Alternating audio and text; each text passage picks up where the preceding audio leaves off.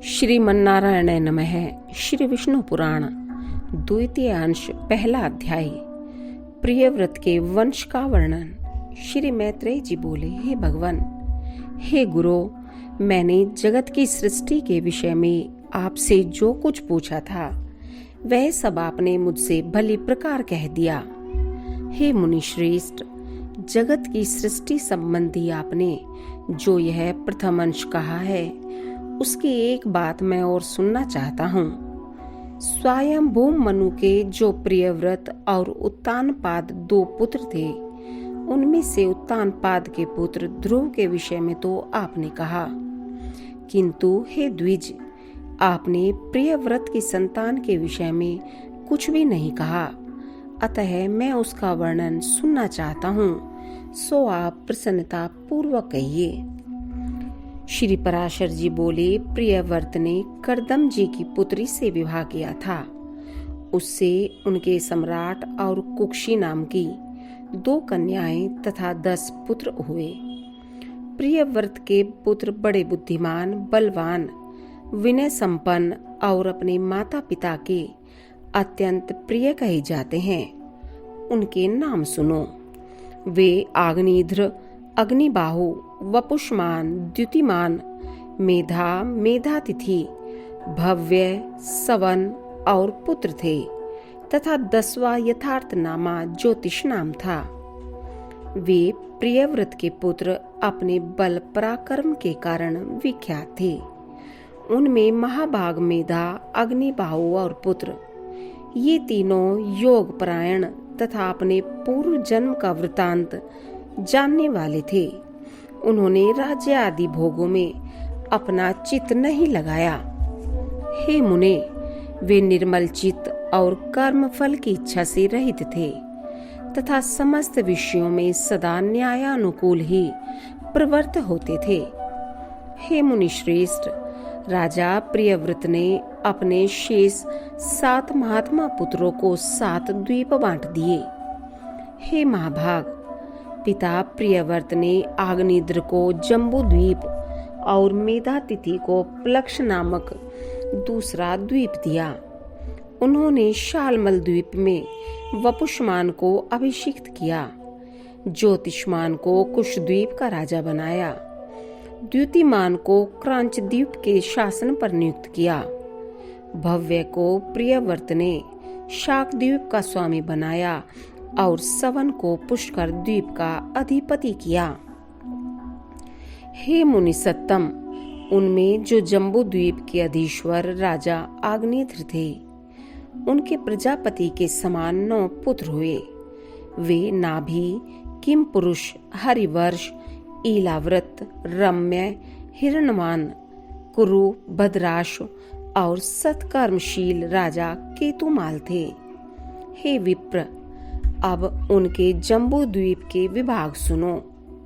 पिता आग्नेत्र ने दक्षिण की ओर का हिमवर्ष, जिसे अब भारतवर्ष कहते हैं, नाभि को दिया। इसी प्रकार किम पुरुष को हेमकूट वर्ष तथा हरिवर्ष को तीसरा निषद वर्ष दिया। जिसके मध्य में मेरु पर्वत है वह इलाव्रत वर्ष उन्होंने इलाव्रत को दिया तथा नीलाचल से लगा हुआ वर्ष रम्य को दिया। पिता अग्निध्र ने उसका उत्तरवर्ती श्वेत वर्ष हिरणवान को दिया तथा जो वर्ष श्रृंगवाण पर्वत के उत्तर में स्थित है वह कुरु को, और जो मेरु के पूर्व में स्थित है वह भद्राशु को दिया तथा केतुमाल को गंधमादन वर्ष दिया। इस प्रकार राजा आग्नेत्र ने अपने पुत्रों को ये वर्ष दिए। हे मैत्रेय, अपने पुत्रों को इन वर्षों में अभिषिक्त कर वे तपस्या के लिए शालग्राम नामक महापवित्र क्षेत्र को चले गए। हे मामुने, किम पुरुषादि जो 8 वर्ष हैं, उनमें सुख की बहुलता है और बिना यत्न के स्वभाव से ही समस्त भोग सिद्धियां प्राप्त हो जाती हैं। उनमें किसी प्रकार के विपर्य, असुख या अकाल मृत्यु आदि तथा जरा मृत्यु आदि का कोई भय नहीं होता।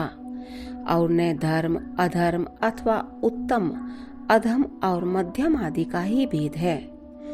उन 8 वर्षों में कभी कोई युग परिवर्तन भी नहीं होता।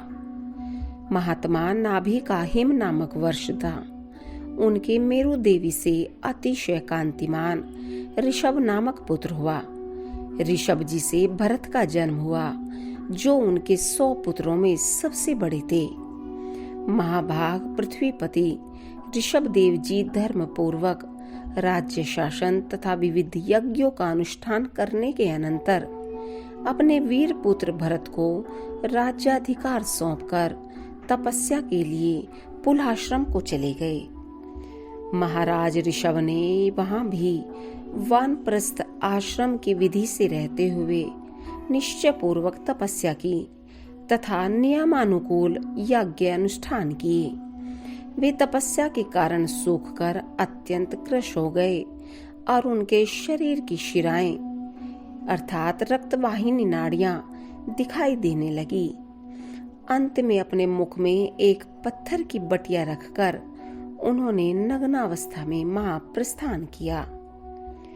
पिता ऋषभ देव जी ने वन जाते समय अपना राज्य भरत जी को दिया था, अतः तब से यह हिमवर्ष इस लोक में भारतवर्ष नाम से प्रसिद्ध हुआ।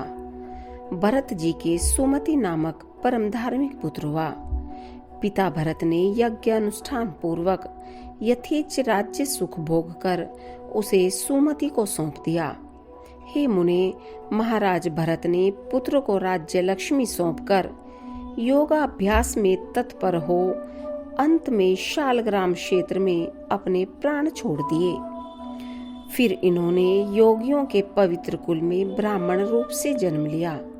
हे मैत्रेय, इनका वह चरित्र मैं तुमसे फिर कहूंगा।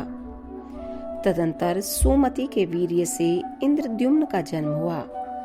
उससे परमेष्ठी और परमेष्ठी का पुत्र प्रतिहार हुआ। प्रतिहार के प्रतिहर्ता नाम से विख्यात पुत्र उत्पन्न हुआ तथा प्रतिहर्ता का पुत्र भव, भव का उद्गीत और उद्गीत का पुत्र अति समर्थ प्रस्ताव हुआ। प्रस्ताव का पृथु, पृथु का नक्त और नक्त का पुत्र गय हुआ। गय के नर और उसके विराट नामक पुत्र हुआ। उसका पुत्र महावीर्य था। उससे धीमान का जन्म हुआ तथा धीमान का पुत्र महांत और उसका पुत्र मनस्यु हुआ। मनस्यु का पुत्र त्वष्टा, त्वष्टा का विरज और विरज का पुत्र रज हुआ। हे मुने, रज के पुत्र शतजित के 100 पुत्र उत्पन्न हुए। उनमें विद्वाग ज्योति प्रधान था। उन 100 पुत्रों से यहाँ की प्रजा बहुत बढ़ गई। तब उन्होंने इस भारतवर्ष को 9 विभागों से विभूषित किया, अर्थात वे सब इसको 9 भागों में बांटकर भोगने लगे। उन्हीं के वंशधरों ने पूर्व काल में कृततेत्रादि युग कर्म से 71 युग पर्यंत इस भारत भूमि को भोगा था। हे मुने, यही इस वाराह कल्प में सबसे पहले मनवंतराधिप स्वयंभू मनु का वंश है, जिसने उस समय संपूर्ण संसार को व्याप्त किया हुआ था। इति श्री विष्णु पुराणे द्वितीय अंशे प्रथमो अध्याय।